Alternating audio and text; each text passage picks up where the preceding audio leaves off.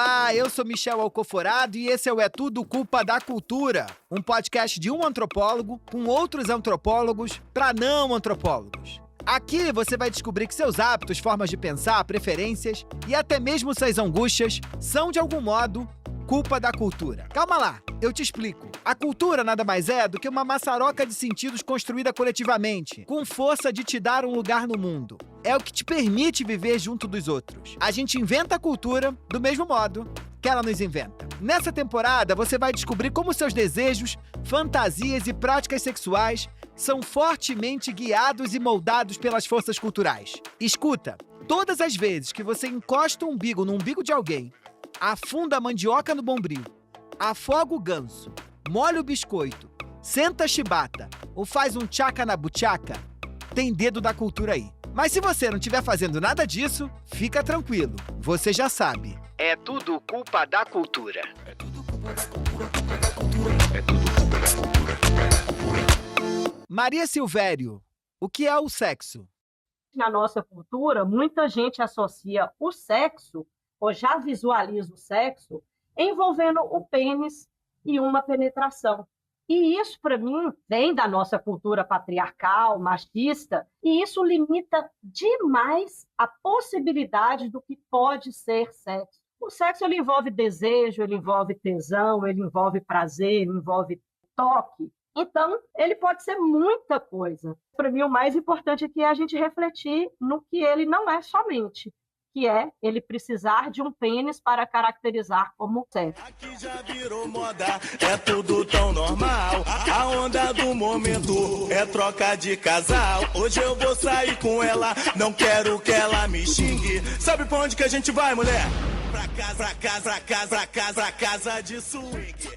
Maria Silvéria é doutora em Antropologia Social pelo Instituto Universitário de Lisboa, o ISCTE. Desde criança, lá pelas ruas de Montes Claros, a vida dela sempre foi guiada por uma certa inquietude intelectual. Foi assim que ela partiu do norte de Minas Gerais para Belo Horizonte para estudar jornalismo. Quando já estava mais ou menos estabelecida na carreira, já com algum reconhecimento, decidiu largar tudo para estudar inglês na Irlanda. Com a fluência já garantida na língua da rainha, partiu para o sul.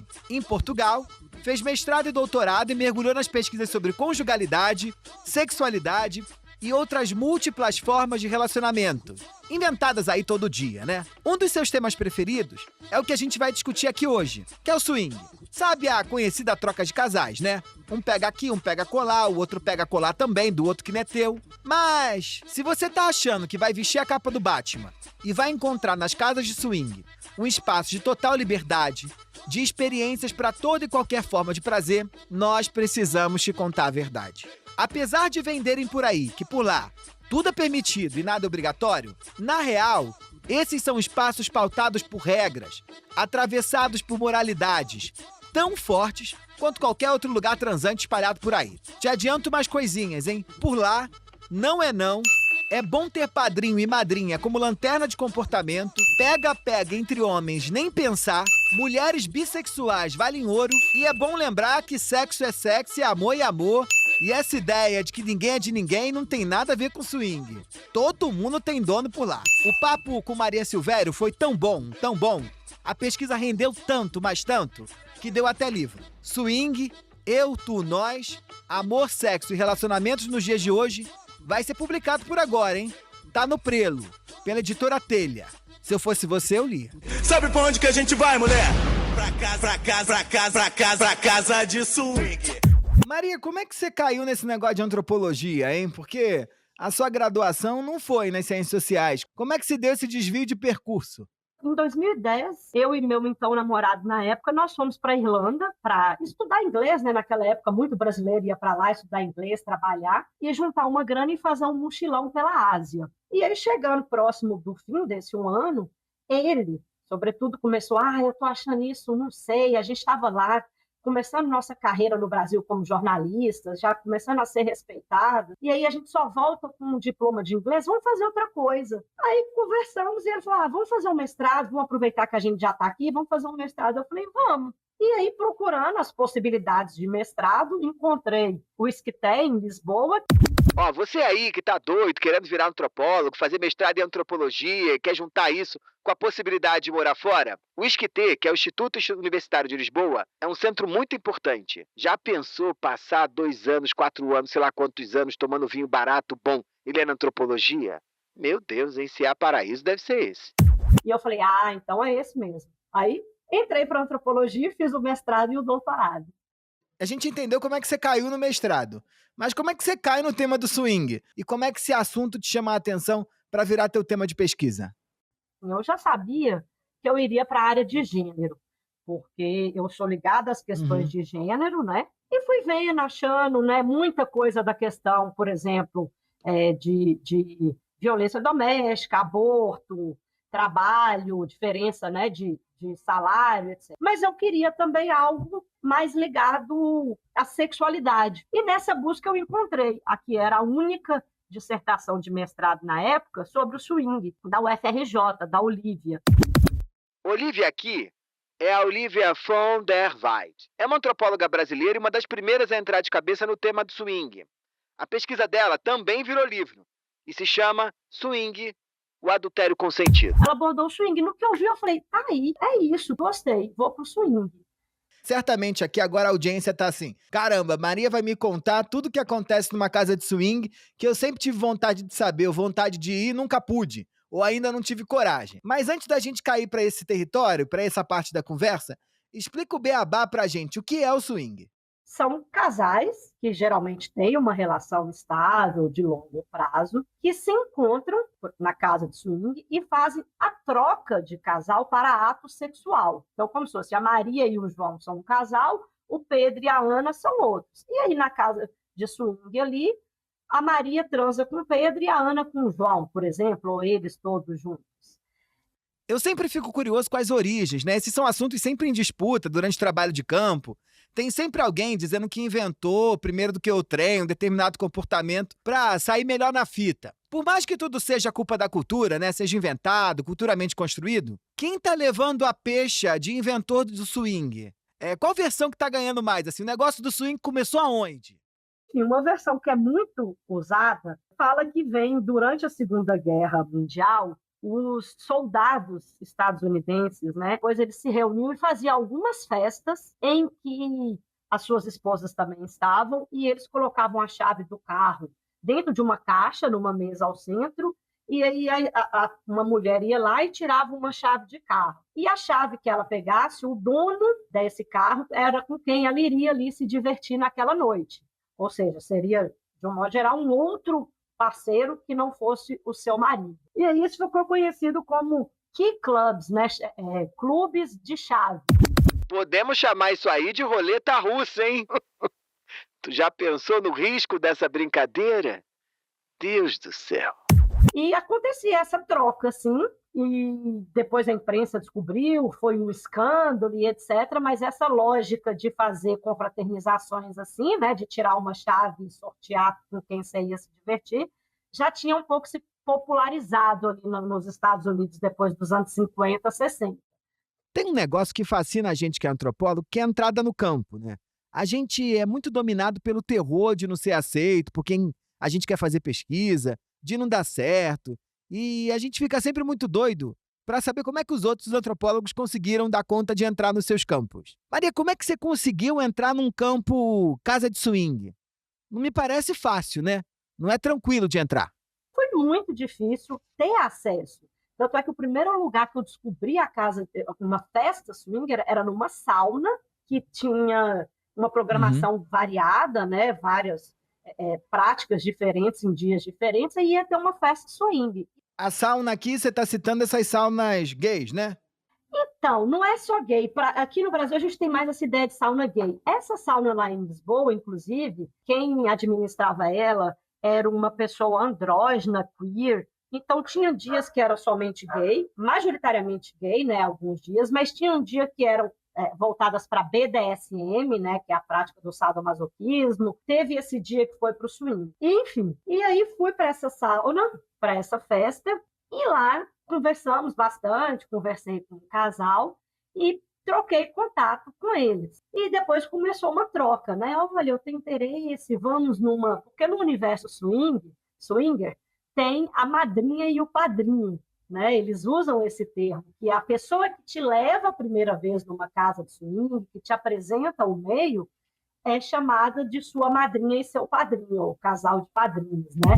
Calma lá. Você vai na casa de swing e arruma um padrinho e uma madrinha. Presta atenção, chama padrinho e madrinha. E não é por acaso, né? Na cultura tudo tem que ter um sentido. A relação de compadria, ela serve para criar parentesco. Quando você diz que alguém é padrinho ou afilhado de alguém, você está criando um vínculo onde não existia. Entre pessoas que estavam completamente separadas aí na vida, mas dali em diante vão ter uma relação com uma ênfase especial, com um contorno específico nesse tipo de encontro. Padrinho e madrinha é alguém desconhecido que vira importante para você a partir do momento que ganha esse título. Na hora que você ganha um padrinho, você de algum modo constitui um vínculo de quase família. E por que isso é importante numa casa de swing?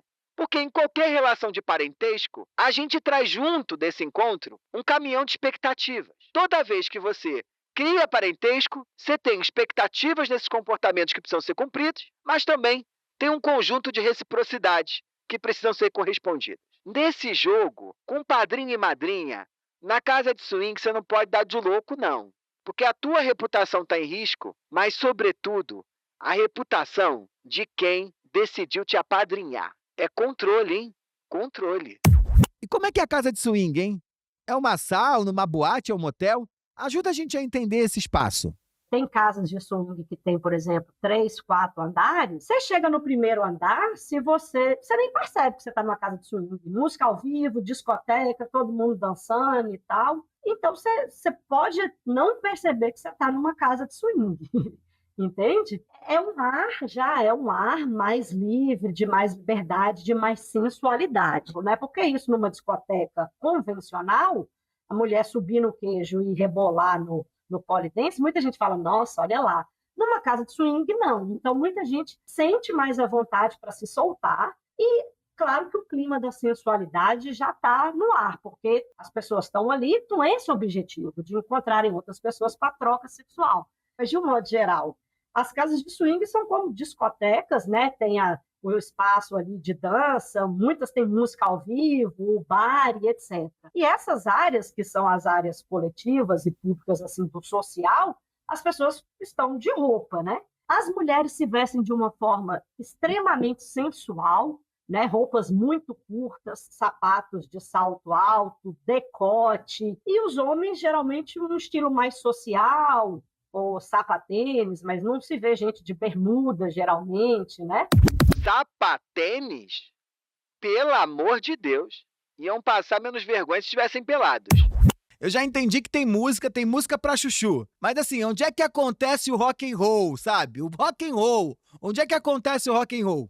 Dentro desses espaços coletivos voltados para os atos sexuais, tem os que, de fato, são coletivos, e aí geralmente é aquela cama maior, em que os casais que estão ali sabem que outros casais podem participar do ato, mas como é que isso funciona? Um casal que está de fora, uma pessoa que está de fora, ela não pode chegar chegando e é isso aí, uhul. Não. Ela tem que esperar que quem já está no ato dê um sinal para ela que ela possa participar. Ou chama, ou encosta, mas não é simplesmente chegar tirando a roupa e se jogando num ato que já está acontecendo. Porque muitas vezes esse espaço coletivo é usado por um casal exibicionista, por exemplo. Ele não quer interagir sexualmente com o casal, mas ele quer ser visto, que é isso que dá prazer aí. E tem os espaços que são os espaços geralmente mais privados, né? Então, em algumas casas você até tem que pagar separadamente. Ou você vai para esse espaço, se você vai, só se vão 2 casais, fecha a porta e ninguém mais entra.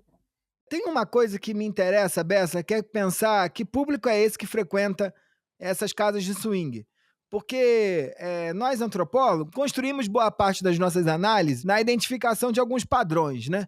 E por mais que o público que frequente essas casas seja múltiplo, certamente deve ter alguns limites ali. Quem eram esses casais que iam para essas casas de swing? De um modo geral, são casais que estão juntos há muito tempo.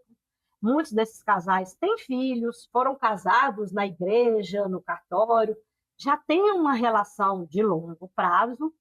É a família tradicional brasileira que curte, hein? Ó, quem diria? E quem tem a iniciativa? Quem puxa essa conversa? Vamos dar aí uma animadinha nesse sexo baunilha que a gente tá fazendo. Quem chama o outro pra esse papo? A iniciativa é majoritariamente dos homens, os homens que propõem. Muitas vezes é um trabalho ali de meses ou anos falando sobre aquilo. Vamos para a casa de swing, vamos diversificar, ou vamos fazer uma homenagem. E, assim, meses ou anos, aquele trabalho ali da mulher pensando se quer ou não, refletindo se quer ou não, até ir, de fato. Mas o público swinger mesmo, e na minha pesquisa isso ficou muito claro, né? Eu entrevistei casais, o casal mais velho que eu entrevistei estava na faixa dos 60 anos, outro casal na faixa dos 50, dos 40. Então, tem muita gente que é o público mais maduro, de idade, de relacionamento, com filhos, e que justamente vem no swing essa possibilidade de extravasar sexualmente algo que no casamento ou no relacionamento já não está tendo, né? Essa diversidade, esse fogo, esse tesão. E eles, como eles dizem, né? Eles vão ali para se excitar e chegam em casa e tem uma noite de amor maravilhosa. Que isso é bom lembrar de novo, né? Lá eles fazem sexo, em casa eles fazem amor. Entendi, mas me conta mais, assim, dessa diferença. O amor, o afeto e o carinho acontece com a minha parceria. Sexo pode acontecer na casa do swing, mas não amor, carinho, afeto. Tanto é que tem gente no swing que fala, eu prefiro nem saber o nome da outra pessoa, que é algo tão instrumental, que é para satisfação do prazer, do desejo e das fantasias sexuais, ou muita gente prefere que não haja mesmo esse envolvimento de carinho, de afeto e cumplicidade. Então, é realmente casais que fazem sexo com outras pessoas do casal, de outro casal. Aqui eu preciso te avisar algo que vai ficar bem claro ao longo da nossa temporada. Do mesmo modo que na primeira temporada é tudo culpa da cultura, você saiu de lá achando que o amor romântico gera mais sofrimento do que ganho, aqui você precisa aceitar umas verdades. Não vai dar pra ter um tesão absurdo no seu parceiro e parceira do mesmo modo ad infinito. Ou seja, para sempre. Essa pressão para continuar transando igual você transava na primeira semana do relacionamento tem feito o pessoal inventar uma agenda. Onde compra tesão? Onde vocês estão inventando isso? Quem eu pago para continuar tendo tesão? Rapaziada, inventa o jeito de vocês transarem que cabe pro casal. Mesmo que isso fuja do que a sexóloga está dizendo no momento ou do que a revista Nova, outra revistinha, está dizendo aí que você precisa fazer. Ainda existe revista Nova? Nem sei.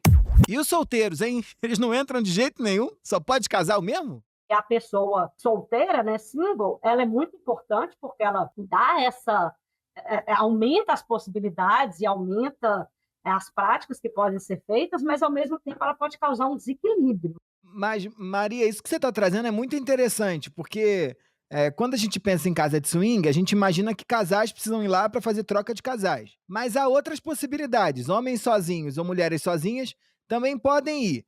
Mas esse é um processo delicadíssimo, porque se você tiver muita gente sozinha, não vai ter troca de casal. Aí desequilibra. Como se dá esse controle de quem está entrando? Ou para brecar a entrada de singles, ou para brecar a entrada de singles homens, que certamente deve ser mais comum do que single mulheres. Né? Como é que se dá esse processo de controle para não gerar esse desequilíbrio dentro da casa? Na própria portaria, né? Você paga para entrar em todas as casas de swing, você paga. De um modo geral, mulheres solteiras são sempre bem-vindas. As mulheres são sempre bem-vindas, podem ir. Os homens solteiros, em dias específicos, não podem entrar, é proibida a entrada deles, ou números limitados, por exemplo, 3, 5 homens solteiros. E aí, mais um dado interessante é que a mulher solteira, igual eu falei, ela paga, vamos dar um exemplo aqui, que para o casal entrar é 80, para a mulher solteira é 30 e ganha uma bebida. Para o homem solteiro é 200. Ou seja, ocorre de todas as formas a tentativa de tentar impedir que homens solteiros entrem. E por que a mulher solteira é tão valorizada?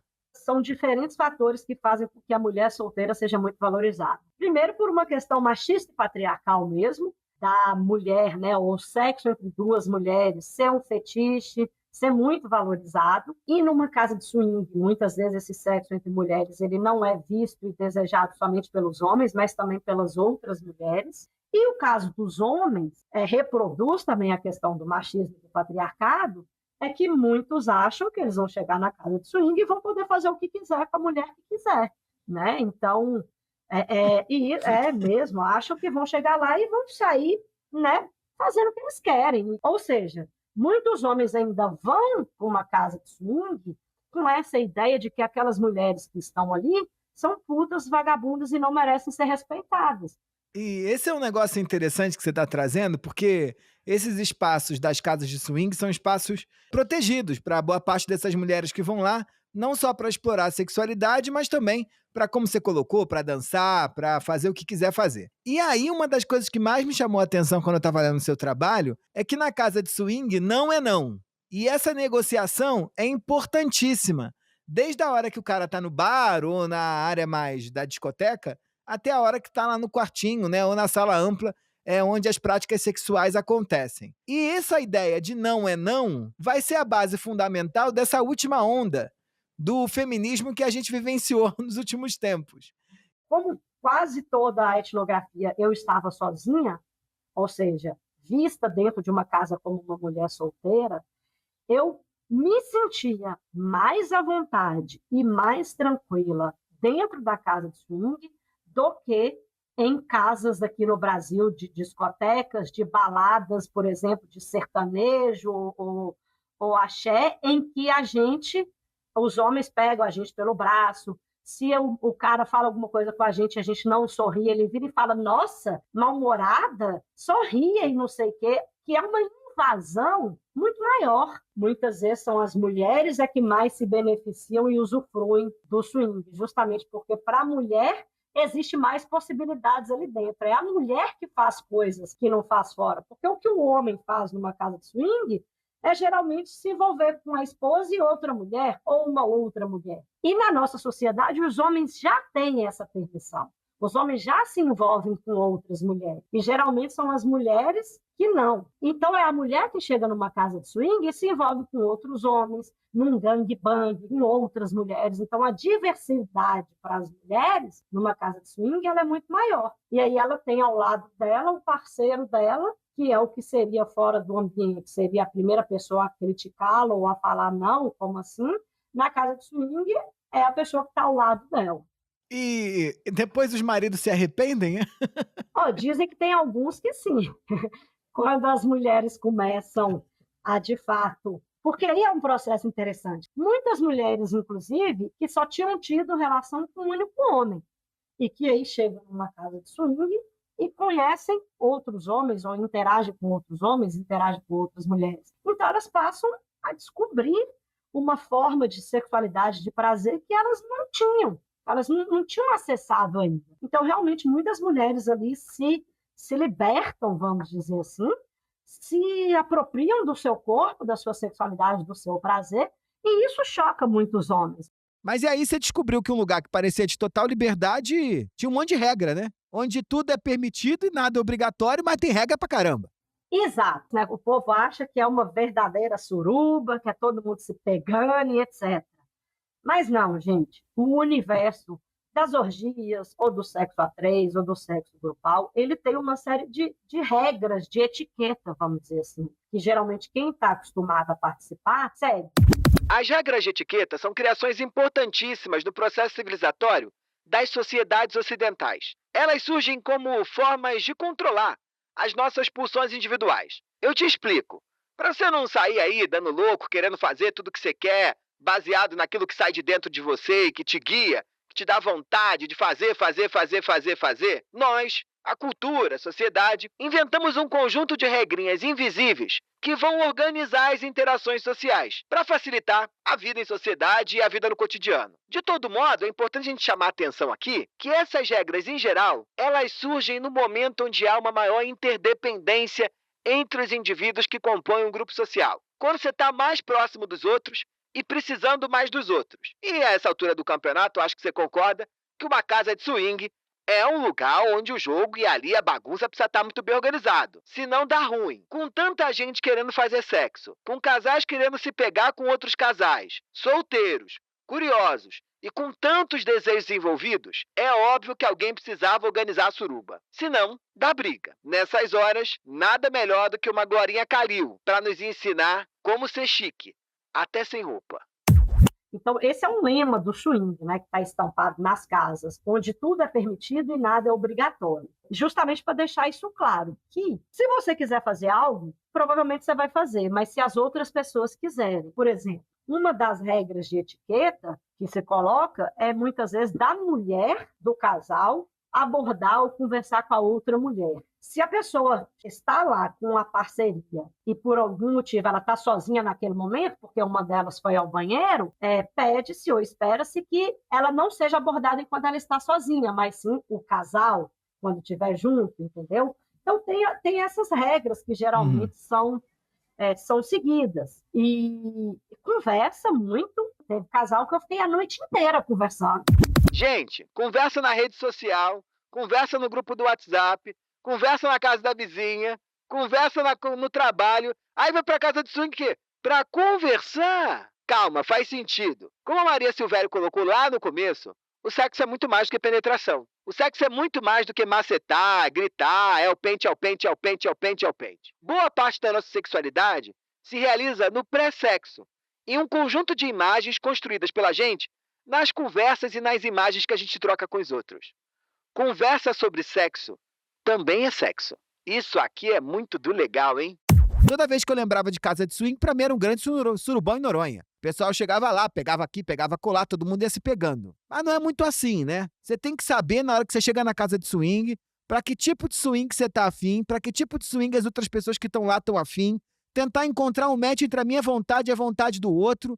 Tem gente que vai lá só pra ser visto, né, também. Não tem gente que tá preocupada em transar, né? O negócio de ver e ser visto é importante também nas casas de swing. Sim. O exibicionismo é aquela pessoa que se excita e tem prazer em ser observada no ato sexual, né? Então, ela se exibe fazendo sexo e ela saber que tem alguém olhando, observando, a excita. O voyeurismo são essas pessoas que sentem prazer e se excitam assistindo o ato sexual de outras pessoas. Para esse pessoal, a casa de swing é tipo o Paris 6 do sexo. Todo mundo vai só para ver ou ser visto. Comer mesmo, não há nada lá que vale a pena ser provado. E aí é interessante a gente perceber isso, porque muita gente acha que não, mas existem muitos homens em que o prazer deles é ver a companheira, a parceira, em um ato sexual com outros homens. E quem não quer só ver? Aí entra um tal de soft hard, né? E o hard, como é que é essa diferença?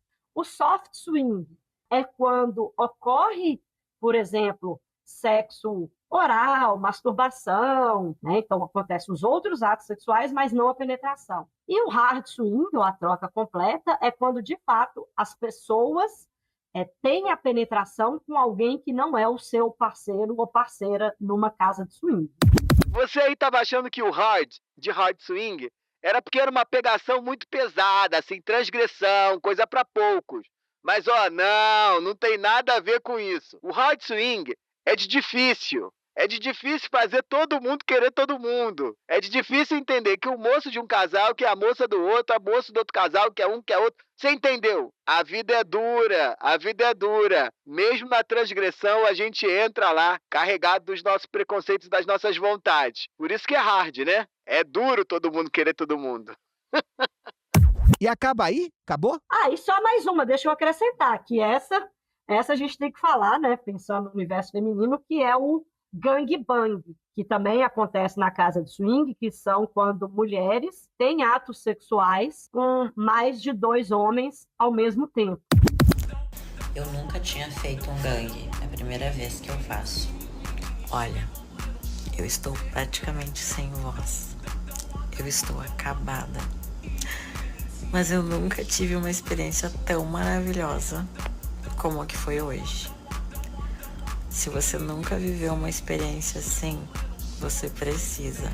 Você precisa, hein? Você precisa, disse André Surak, aquela que sabe tudo e sabe de todos.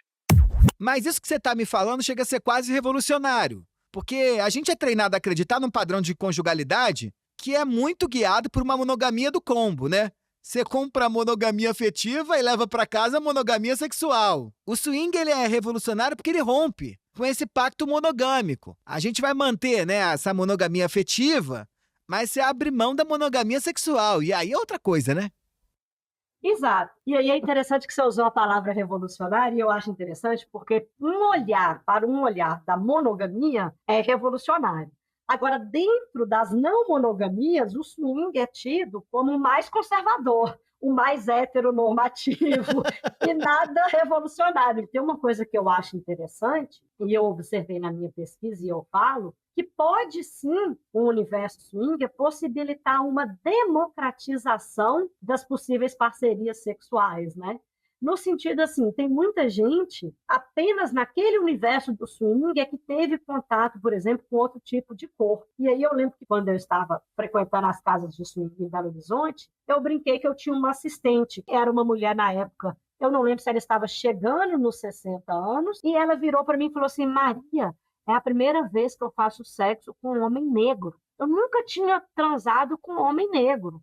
Ou seja, o fato é que o ambiente de swing proporcionou a ela transar com um homem negro pela primeira vez na vida aos 57 anos. Ela nunca tinha se envolvido com uma mulher. E ela falou, eu me descobri bi no swing. Então, eu acho que pode sim possibilitar uma democratização. No que eu percebi, muita gente se permite a essa interação com corpos que fora daquele ambiente, que aí fora do ambiente entra várias outras coisas que é a questão da atração, do desejo, da aceitação da família, né, e social, e que numa casa de swing isso pode já no meio ali da sensualidade, do sexo, isso pode simplesmente perder o valor. Para além desse pacote de conservadorismo, o que mais o swing tem de conservador, hein? Existe no swing muita coisa que reproduz um universo machista, patriarcal e heteronormativo. Eita, não tem pra onde fugir não, hein? É óbvio, né? Tanto os swingueiros quanto os swingers, sei lá como é que fala esse negócio, foram treinados e imersos nesse modelo de sociedade machista, patriarcal, heteronormativa, aí como eu e você, que não estamos lá. É naive pra gente ser chique aqui, ou melhor dizendo, né? É ingênuo você achar que só porque mudou as práticas, você também mudou as crenças, mudou os valores. Não é assim fácil não, né? Nada é fácil. O swing ele é muito heteronormativo. Os casais, eles de fato são casais que se mostram socialmente como casais heterossexuais, né? É um casal heterossexual. Muitas vezes, até em irem para o swing, as mulheres nunca tinham tido experiência com outras mulheres, então tanto o homem quanto a mulher desse casal são heterossexuais, se identificam como heterossexuais. E, inclusive, lembrando aqui, é proibido, em casas de swing, a entrada de casais homossexuais masculinos. Casais gays não entram. Eles entrariam como dois homens solteiros, por exemplo, se puderem entrar naquele dia. A cura gay se dá na porta, então, da casa de swing, né? Porque não há prática. Há práticas homossexuais entre mulheres, porque isso é valorizado por todo mundo, mas não há práticas homossexuais entre homens dentro dessas casas. Exatamente, não há. Quando você vai conversando com eles, todo mundo já viu ou conhece algum homem que teve interesse numa prática com outro homem, mas nunca ele próprio, entendeu? Sempre é. Então, só deixando claro que sim, a bissexualidade feminina ou atos entre mulheres é incentivado, é buscado por homens e por mulheres, mas entre homens é um tabu. E é um tabu a ponto de, se um homem, numa casa de swing, for visto com outro homem, os outros casais excluírem esse casal, falar assim, ah, não, aquele cara ali é gay. Como é um ambiente, como eu disse, que reproduz muito da heteronormatividade, do patriarcado, são as mulheres que chamam mais atenção. É o corpo feminino que é disputado. Então, você vê muito aqueles casais que existe uma diferença física muito grande daquela mulher muito bem cuidada, produzida e etc., e o homem nem tanto, e que aí o outro casal, a mulher fala, ah, não, mas eu não quero me envolver com aquele cara, eu só quero me envolver com aquela mulher. E a aceitação de outros corpos? Corpos gordos, corpos pretos, corpos. Os casais mais velhos, eles reclamam que há um um preconceito, muitas vezes, né? Existe um etarismo muito grande. E é muito marcante no swing essa valorização do corpo feminino padronizado, gostoso, com silicone, malhado e etc. É muito forte, assim.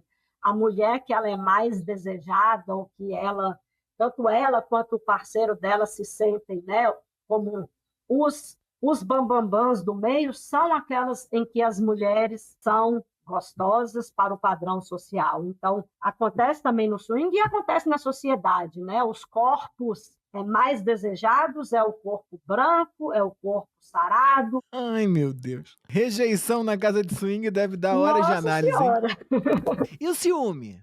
Então, no swing, eles tentam lidar com isso, trabalhar isso, mas tem muita gente que fala também que no swing sente bem menos ciúme ou não sente ciúme porque não se sente ameaçado igual fora. Muita gente fala assim, não, eu numa casa de swing ver o meu parceiro, a minha parceira transando com outra pessoa, me desperta menos ciúmes do que eu saber que ele está almoçando todo dia da semana com o mesmo ou a mesma colega de trabalho. Porque na casa de swing eu estou junto, eu sei o que está acontecendo e, de certa forma, eu tenho um certo controle ali, ou eu estou observando se está indo além daquele ato sexual. Maria, para a gente terminar, o que você aprendeu sobre o masculino e o feminino nesse trabalho de campo? Nossa Senhora!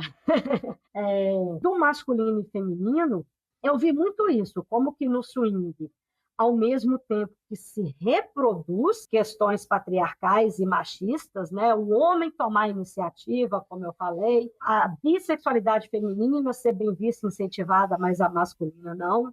Mas, ao mesmo tempo, você tem ali uma mulher que se apropria da sua sexualidade, que descobre novas formas de ter prazer e que isso influencia depois, inclusive, a própria forma dela de ser e estar na relação com o parceiro. Então, assim, é interessante que é um ambiente muito paradoxal, né? Ao mesmo tempo que reproduz muita coisa machista, patriarcal e heteronormativa, também proporciona muita liberdade, muito repensar, igual você falou, repensar do que é sexo, do que é amor. Por que tem que andar junto? Por que eu casei achando que você ia ser a única pessoa pro resto da minha vida e hoje eu entendo que não é. Boa. Maria Silvério, hein? Amei esse papo, aprendi pra caramba, hein? Eu também, pena que já acabou. Ó, se você curtiu nosso papo, segue a gente na tua plataforma preferidas aí de tocadores de podcast. Dá 5 estrelas e diz que tem um tesão danado na gente por aí, né? Por favor, na gente e na antropologia, ok?